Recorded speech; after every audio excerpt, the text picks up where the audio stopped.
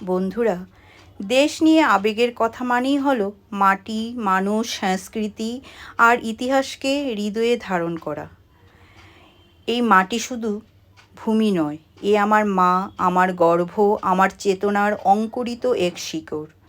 যত দূরেই থাকি না কেন, হৃদয়ের ঠিকানায় আমার এই দেশ ঝলঝল করে ওঠে সব সময়।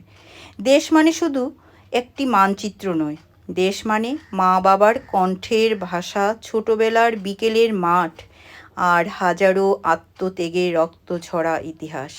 এই পতাকা যখন আকাশে উড়ে, মন কেঁপে ওঠে গর্বে আর ভালোবাসায়, কারণ প্রতিটি রঙের পেছনে লুকানো আছে ত্যাগ আর স্বাধীনতার গল্প। আমার দেশের গন্ধ আলাদা, এই বাতাসে মার আঁচলে সুবাস আছে।